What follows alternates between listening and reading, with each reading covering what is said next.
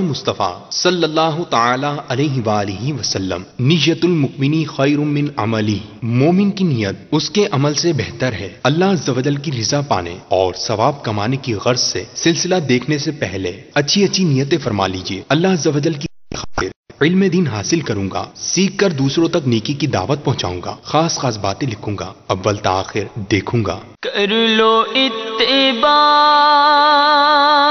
ان صحابہ کی میرے بھائیوں، یہ ہے ہدایت کے ستارے، یہ ہے ہدایت کے ستارے۔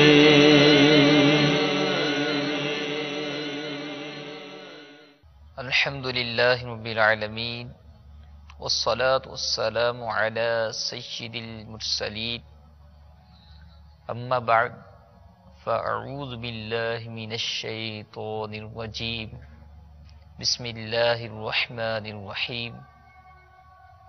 پڑھیے الصلاة والسلام علیک یا رسول اللہ وعلی آلک واصحابک یا حبیب اللہ، الصلاة والسلام علیک یا نبی اللہ وعلی آلک واصحابک یا نور اللہ۔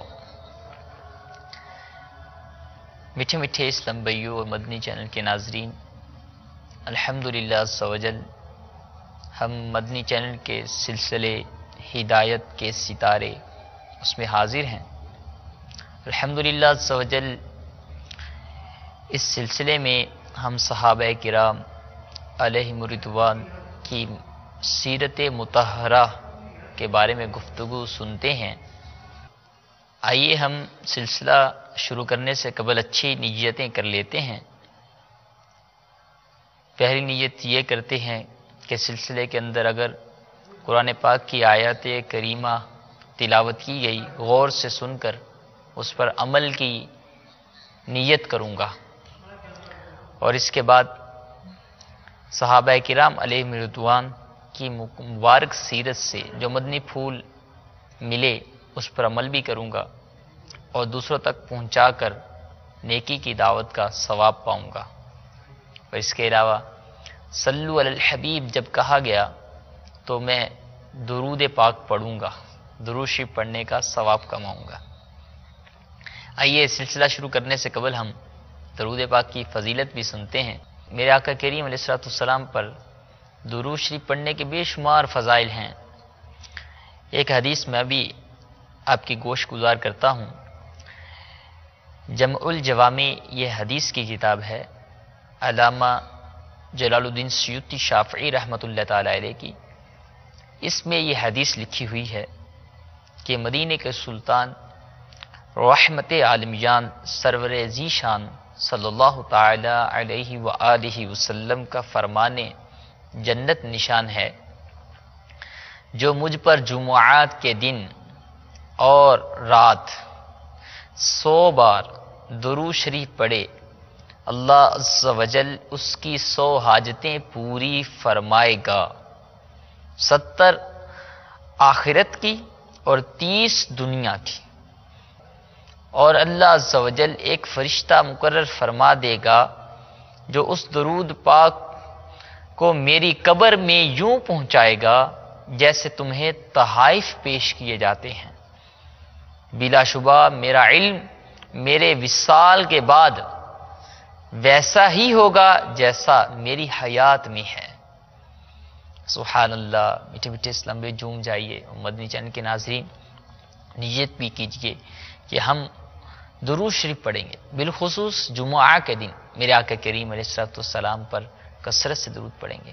کم از کم اتنا تو ہونا چاہیے کہ ہم 100 بار اس حدیث پر عمل کرنے کی نیت سے 100 بار حد میرے آقا کریم علیہ السلام پر درود پڑھیں، اور روزانہ اگر اس کی ترکیب ہو جائے، روزانہ 313 بار یہ درود شریف پڑھ لینا چاہیے۔ اتنا تو پڑھ لینا چاہیے کیونکہ یہ کثرت میں آ جاتا ہے۔ اللہ تعالیٰ عز و جل اس پر ہمیں عمل کی توفیق عطا فرمائے۔ مدنی چینل کے ناظرین، آج ہم صحابہ کرام علیہم رضوان کے عدل و انصاف کے واقعات سنیں گے۔ صحابہ کرام کی مبارک زندگیاں اس عدل و انصاف کی پیکر ہوا کرتی تھی۔ آئیے سب سے پہلے میں آقا کریم علیہ السلام کے عدل کا واقعہ پیش کروں گا۔ اس سے برکت لیتے ہوئے ہم صحابہ کرام علیہم رضوان کی مبارک سیرت سے وہ واقعات چنیں گے اور اپنی زندگی کو بہتر بنانے کی کوشش کریں گے۔ اللہ تعالی ہمیں ان کی مبارک سیرت کو اپنانے کی توفیق عطا فرمائے۔ حضور نبی پاک صاحب لولاک سیاح افلاک صلی اللہ تعالی علیہ وسلم نے ایک مرتبہ ایک لشکر حضرت سیدنا خالد بن ولید رضی اللہ تعالی عنہ ان کی سربراہی میں روانہ کیا، یعنی ان کو نگران بنا دیا، سپہ سالار بنا دیا، جس میں حضرت سیدنا عمار بن یاسر رضی اللہ تعالی عنہ بھی شریک تھے۔ جن لوگوں سے جہاد کرنا تھا جب ان کا علاقہ قریب آیا تو رات ہو جانے کے سبب لشکر ٹھہر گیا، اور ذل عینتین نامی ایک شخص نے جا کر قوم کفار کو اسلامی لشکر کی جا کے خبر دے دی کہ اسلامی لشکر ایک آ رہا ہے، وہ تم پہ حملہ کرے گا۔ جب اس بندے نے یہ جا کے ان علاقے والوں کو خبر دے دی تو کیا ہوا کہ وہ لوگ مسلمانوں کے حملے سے آگاہ ہو گئے، اپنا مال و متاع سمیٹا اور ساتھ لیا، باغ کھڑے ہوئے۔ ایک شخص ایسا تھا جو مسلمان ہو چکا تھا، وہ نہ بھاگا۔ اس نے اپنا سامان اور بال بچوں کو جمع کیا اور بھاگنے سے پہلے چھپ کر لشکر اسلام میں آیا۔ یہاں آ کر حضرت سیدنا عمار بن یاسر رضی اللہ تعالیٰ عنہ کے متعلق پوچھا۔ جب ان سے ملاقات ہوئی تو عرض کی کہ میں مسلمان ہو چکا ہوں، میں گواہی دیتا ہوں کہ اللہ عز و جل کے سوا کوئی معبود نہیں اور محمد صلی اللہ تعالی علیہ وسلم اس کے بندے اور رسول ہیں۔ اس نے یہ بھی بتایا کہ اس کی قوم حملے کی خبر پا کر بھاگ چکی ہے، ادھر میں ہی رہ گیا ہوں۔ تو پھر اس نے اپنے مسلمان ہونے کے بارے میں بتایا۔ پھر پوچھا کیا میرا اسلام لانا مجھے کچھ فائدہ دے گا؟ اگر اس کی جان اور مال محفوظ رہے تو یہاں ٹھہرے، ورنہ وہ بھی بھاگ جائے۔ یعنی اگر مجھے مسلمانوں سے حفاظت مل جائے میرے مال کی، میرے متاع کی، میری جان کی، تو میں رہوں، ورنہ بھاگ جاؤں۔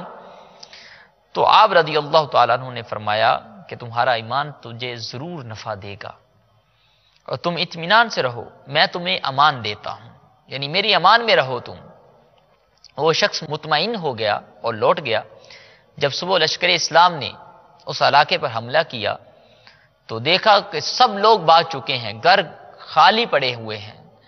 پھر کیا ہوا، ایک شخص کا گھر جس میں آواز آ رہی ہے کسی چیز کی، دیکھا کہ وہ گھر میں موجود ہیں، اس کے بچے بھی موجود ہیں اور وہ بھی موجود ہے۔ اس پر اسلامی لشکر نے حملہ کیا، اسے قید کر لیا، اس کے بچوں کو بھی پکڑ لیا، سامان بھی اس کا لے لیا۔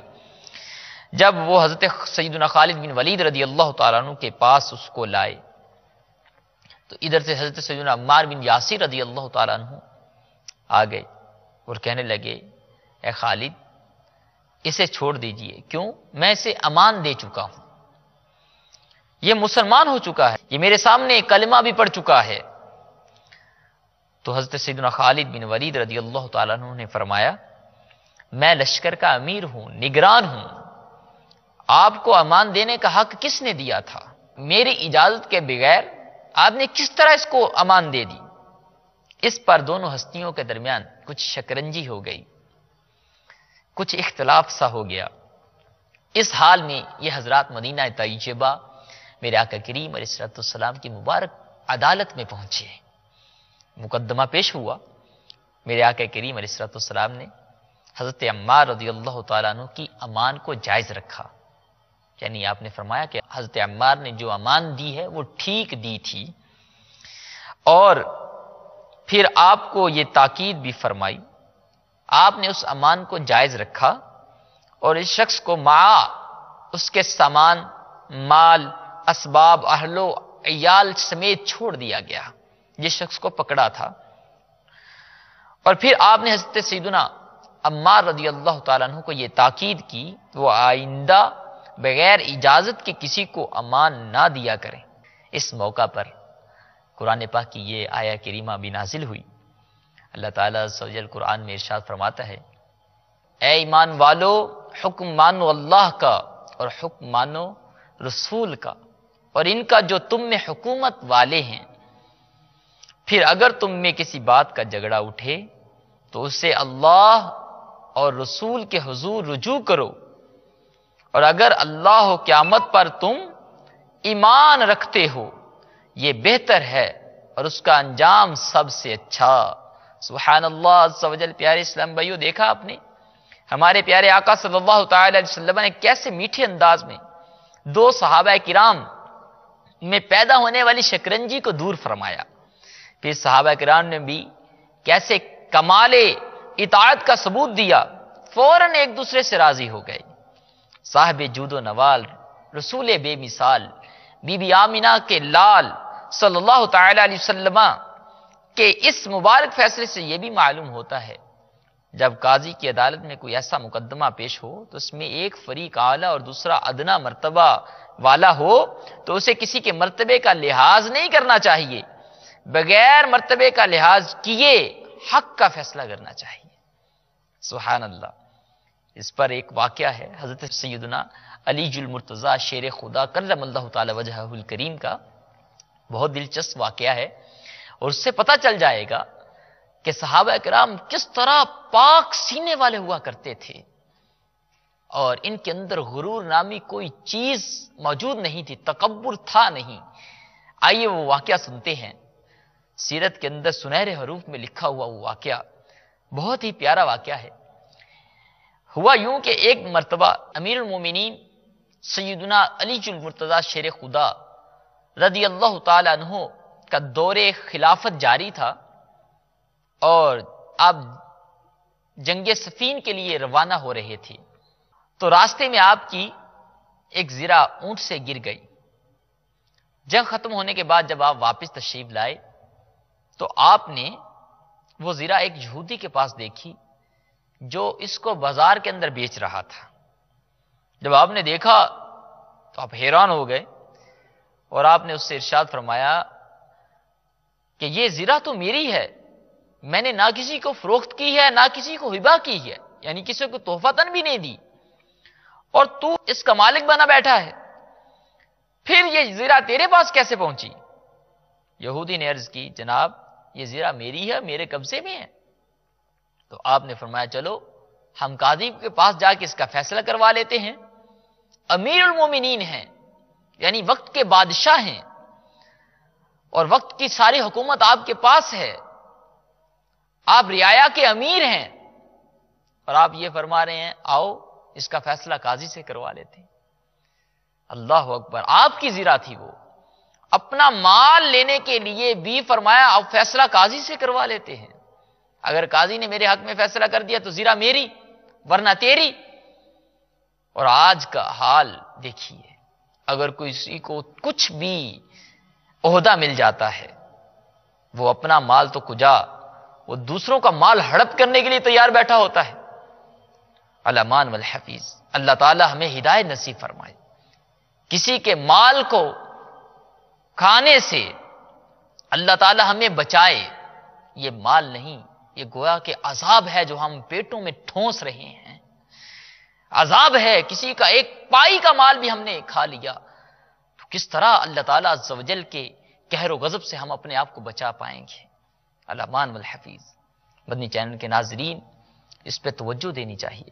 پھر جب حضرت سیدنا علی رضی اللہ تعالیٰ عنہ نے اور یہودی کو کہا آؤ قاضی کے پاس چلتے ہیں، قاضی اس وقت کون تھے؟ حضرت سیدنا قاضی شریح رضی اللہ تعالیٰ عنہ، وہ قاضی تھے اس وقت۔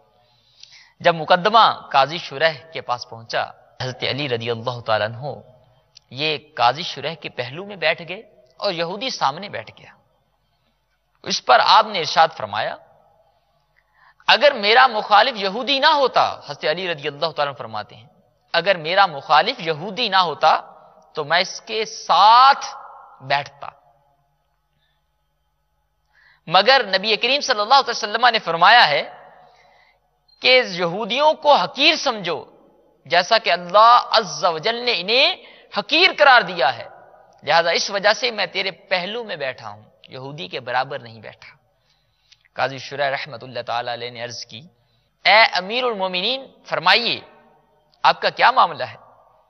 تو آپ نے فرمایا، ہاں یہ زرہ جو یہودی کے قبضے میں ہے میری ہے، میں نے اسے بیچا بھی نہیں، ہبہ بھی نہیں کیا، تحفتاً بھی نہیں دی۔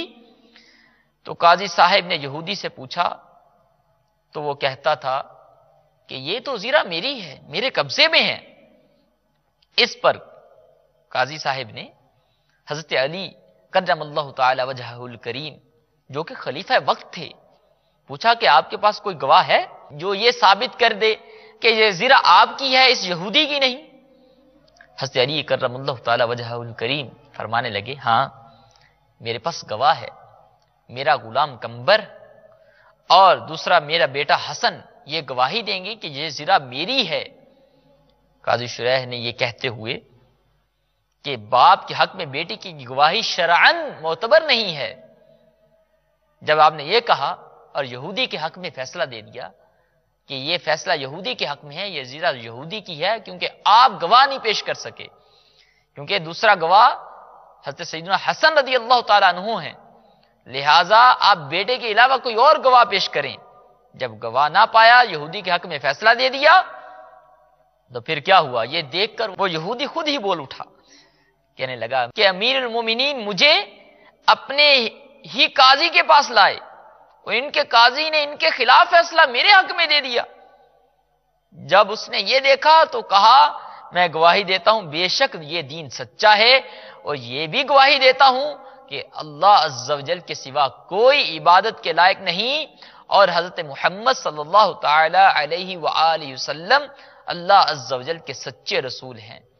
اے امیر المومنین، واقعتاً یہ زرہ آپ کی ہے، میری نہیں ہے، میں نے تو رستے سے اٹھائی ہے۔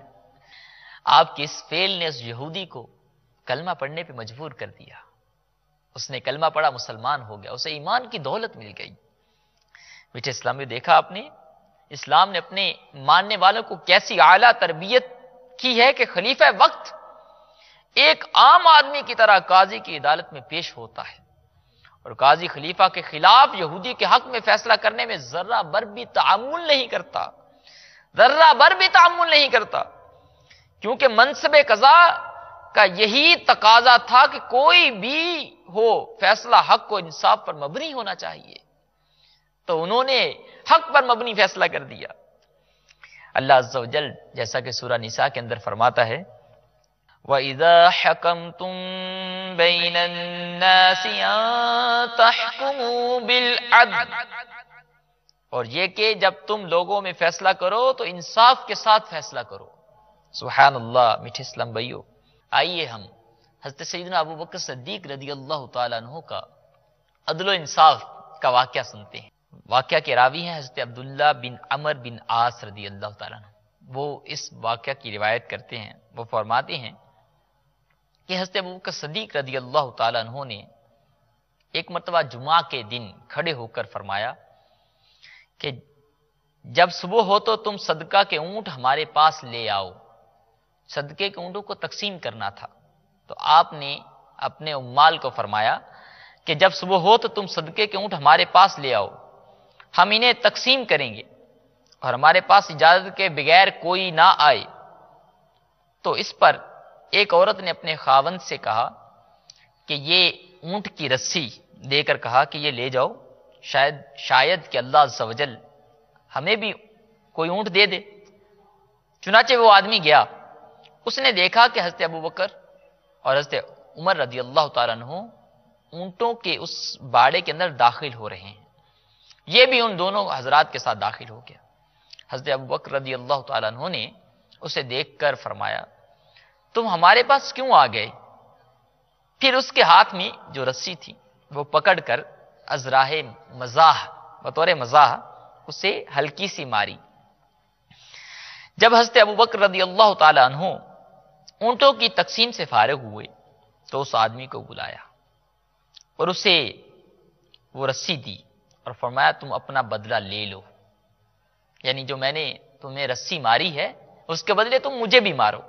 خلیفہ وقت ہیں، آپ رعایا کے امیر ہیں، لیکن جب آپ کو وہ بار بار وہ تنگ کر رہا تھا کہ میں نے اسے بغیر کسی وجہ کے وہ رسی ماری ہے، سب کے سامنے کہا یہ رسی میں نے تجھے ماری تھی، یہ رسی اٹھاؤ، اب مجھ سے بدلہ لے لو. ہائے، جب اس نے دیکھا تو حضرت عمر رضی اللہ تعالیٰ عنہ اس وقت پاس ہی کھڑے تھے. تو آپ حضرت عمر رضی اللہ تعالیٰ عنہ نے کہا یا امیر المؤمنین، اللہ کی قسم یہ آپ سے بدلہ بالکل نہیں لے گا. آپ اسے اپنی مستقل عادت نہ بنائیں کہ کوئی امیر تنبیہ کرنے کے لیے کسی کو سزا دے تو اس سے بدلہ لیا جائے، یعنی اسے اپنی مستقل عادت نہ بنائیں. حضرت ابو بکر رضی اللہ تعالیٰ عنہ نے فرمایا اے عمر، مجھے قیامت کے دن اللہ سے کون بچائے گا. ان حضرات میں اللہ کا خوف کس قدر موجود تھا. حضرت عمر رضی اللہ تعالیٰ عنہ نے کہا آپ اسے کچھ دے کے راضی کر لیں، خدا را اس کو بدلہ لینے پہ مجبور نہ کریں، بلکہ اسے کچھ دے کے راضی کر لیں. حضرت ابو بکر رضی اللہ تعالیٰ عنہ نے اپنے غلام سے کہا تم میرے پاس کجاوے سمیت ایک اونٹ لے کر آؤ اور ایک کمبل 5 دینار لے کر آؤ. آپ کی اپنی مالیت سے وہ سامان تھا. چنانچہ یہ سب کچھ وہ لائے، آپ نے اس آدمی کو دیا، اونٹ بھی دیا، کجاوا بھی دیا، پھر 5 دینار بھی دیے، ایک کمبل بھی دیا. جب یہ دیا تو وہ راضی ہو گیا. حضرت زید بن اسلم رضی اللہ تعالیٰ عنہ یہ کہتے ہیں کہ ایک مرتبہ حضرت عباس بن عبد المطلب، میرے آقا کریم علیہ السلام کے چچا کا ایک گھر مدینہ منورہ کی مسجد نبوی شریف کے بالکل ساتھ تھا. حضرت عمر رضی اللہ تعالیٰ عنہ نے جب مسجد کی توسیع کرنا چاہی، یعنی اسے بڑھانا چاہا مسجد کی باؤنڈری کو، تو حضرت عباس سے عاجزانہ عرض کی کہ حضور یہ اپنا مکان آپ مجھے بیچ دیں. حضرت عباس رضی اللہ تعالیٰ عنہ نے انکار کر دیا، میں نہیں بیچوں گا. حضرت عمر رضی اللہ تعالیٰ عنہ نے پھر کہا کہ اگر آپ بیچیں گے نہیں تو یہ ویسے ہدیہ کر دیں مجھے. تو وہ پھر بھی نہ مانے. پھر حضرت عمر رضی اللہ تعالیٰ نے کہا آپ خود ہی یہ گھر مسجد کو دے دیں، مسجد کی باؤنڈری میں شامل کر دیں. انہوں نے پھر بھی انکار کر دیا. حضرت عمر رضی اللہ تعالیٰ عنہ نے کہا آپ کو ان تینوں کاموں میں سے کوئی ایک تو کرنا ہی پڑے گا. لیکن حضرت عباس رضی اللہ تعالیٰ عنہ اس کے لیے تیار نہ ہوئے. حضرت عمر رضی اللہ تعالیٰ عنہ نے کہا اچھا پھر کسی کو اپنا ثالث مقرر کر لیں جو ہمارا فیصلہ کر دے. تو انہوں نے حضرت ابی بن کعب رضی اللہ تعالیٰ عنہ، بہت پیارے صحابی ہیں، ان کو مقرر کیا ثالث، بطور فیصلہ کرنے والا، یعنی بطور جج مقرر کر لیا. یہ دونوں حضرات اپنا مقدمہ لے کر ان کے پاس آئے. اس وقت حضرت سیدنا عمر رضی اللہ تعالیٰ عنہ خلیفہ وقت تھے، مقدمہ لے کر ابی بن کعب کے پاس آئے. حضرت ابی رضی اللہ تعالیٰ عنہ نے حضرت عمر سے کہا ہاں بھائی میں نے دونوں کی بات سن لی، اب میرا فیصلہ سنیے. میرا فیصلہ یہ ہے کہ آپ ان کی مرضی کے بغیر ان سے یہ گھر نہیں لے سکتے. یعنی وہ فیصلہ حضرت عمر کے خلاف ہو گیا، حضرت عباس کے حق میں ہو گیا. خلیفہ وقت کے خلاف فیصلہ دیا آپ نے. فرمایا کہ آپ ان کا گھر ان کی مرضی کے بغیر نہیں لے سکتے.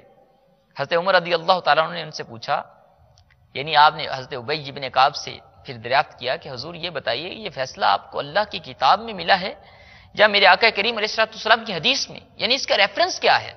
ریفرنس پوچھا.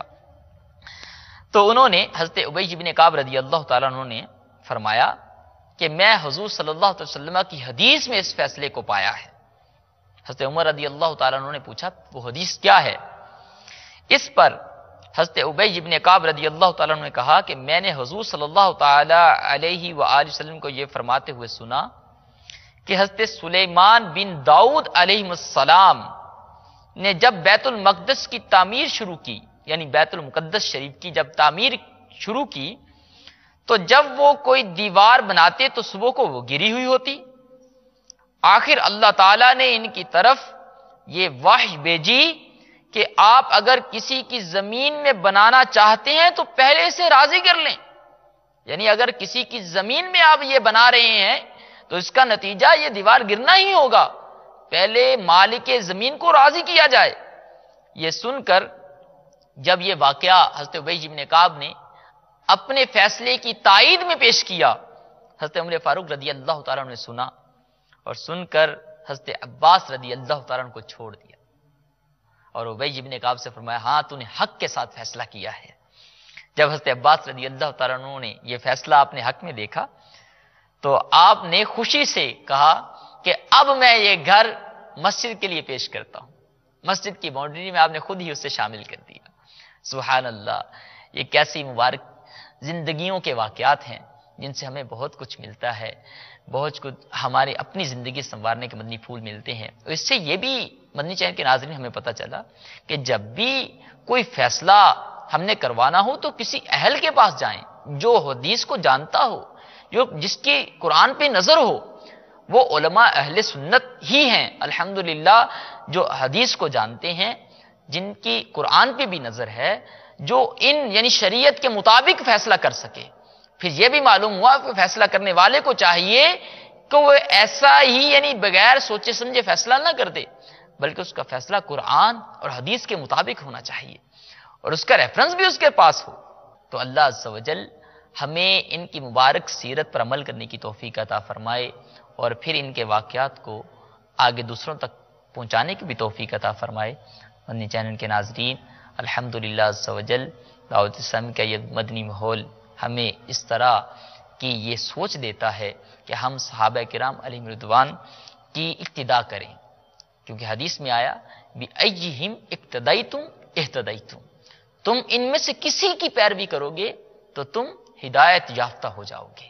یہ ایسے ستارے ہیں، تو اللہ تعالیٰ عز و جل ہمیں ان کی سیرت کی پیروی کی توفیق بخشے، آمین بجاہ النبی الامین صلی اللہ تعالی علیہ وآلہ وسلم۔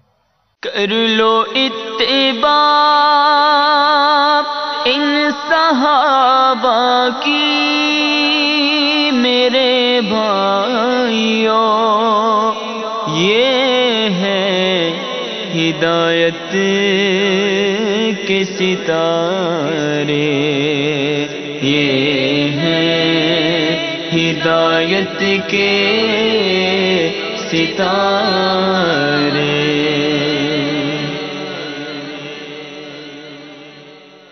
مدنی چینل کا سلسلہ پیارے نبی صلی اللہ علیہ وآلہ وسلم کی پیاری زندگی میں آپ کو مرحبا کہتے ہیں۔ آج ہمارا موضوع پیارے نبی صلی اللہ تعالی علیہ وآلہ وسلم کے جوانی کے ایام۔ علماء فرماتے ہیں زمانے جاہلیت کے لوگ جس برائی پر تھے، جن بری رسومات پر تھے، اللہ تعالیٰ نے ان تمام عیوب و نقائص سے اپنے محبوب صلی اللہ علیہ وآلہ وسلم کو محفوظ فرمایا۔ حضرت عبداللہ بن ابو الحمصہ صحابی رضی اللہ تعالی عنہ بیان کرتے ہیں، اعلان نبوت سے پہلے میں نے نبی کریم صلی اللہ تعالی علیہ وآلہ وسلم سے کچھ خرید و فروخت کا معاملہ کیا، کچھ رقم میں نے ادا کر دی اور کچھ رقم باقی رہ گئی۔ میں نے وعدہ کیا کہ میں ابھی آ کر باقی رقم آپ صلی اللہ علیہ وآلہ وسلم کو ادا کر دوں گا۔ 3 دن تک مجھے اپنا وعدہ یاد ہی نہ آیا۔ تیسرے دن جب میں اس جگہ پہنچا تو نبی کریم صلی اللہ علیہ وآلہ وسلم کو میں نے وہاں کھڑا پایا۔ میری اس وعدہ خلافی سے نبی کریم صلی اللہ علیہ وآلہ وسلم کے پیشانی اقدس پر ذرا برابر بل نہ آیا۔ کیا ہم ایسے ہیں؟ ارے ہمارے لیے کھانا لیٹ ہو جائے تو ہم سیخپا ہو جاتے ہیں، بچوں کی امی سے ناراض ہو جاتے ہیں۔ صلو علی الحبیب صلی اللہ تعالی علی محمد۔ مجھے اپنی اور ساری دنیا کے لوگوں کی اصلاح کی کوشش کرنی ہے انشاءاللہ عز و جل۔ عبرت ناک خبریں @madnichannel.tv یہ آپ کے سامنے ای میل ایڈریس ہے۔ اگر آپ کوئی عبرت ناک خبر اپنے اطراف میں پاتے ہیں، کوئی اپنے ساتھ ایسا واقعہ پاتے ہیں کہ جو آپ کے ساتھ اللہ نہ کرے ہوا ہو، تو آپ بھی شرعی تقاضے پورے کرتے ہوئے آپ ہمیں یہ ای میل کر سکتے ہیں۔ یہ ای میل ہمارے اسلامی بھائی اس کو کھولیں گے اور جو موضوع سے متعلق ای میل ہوگی وہ مجھے ڈائریکٹ فارورڈ کر دی جائیں گی، جسے انشاءاللہ تعالی میں بھی دیکھوں گا، پڑھوں گا، اور ہو سکتا ہے کہ آپ کی بھیجی ہوئی کوئی عبرت ناک خبر ہمارے کسی سلسلے کا حصہ بن جائے، کیونکہ ہم اس کی شرعی تفتیش بھی کرتے ہیں۔ اگر شرعاً اس خبر کا بیان کرنا جائز ہوا اور اس میں عبرت کے پہلو نمایاں ہوئے، عبرت کے پہلو نکلتے ہوئے، تو ہم ضرور کوشش کریں گے کہ ہمارے سلسلے میں وہ خبر بھی داخل ہو۔ جگہ جی لگانے کی دنیا نہیں ہے، یہ عبرت کی جا ہے، تماشا نہیں ہے، تماشا نہیں ہے۔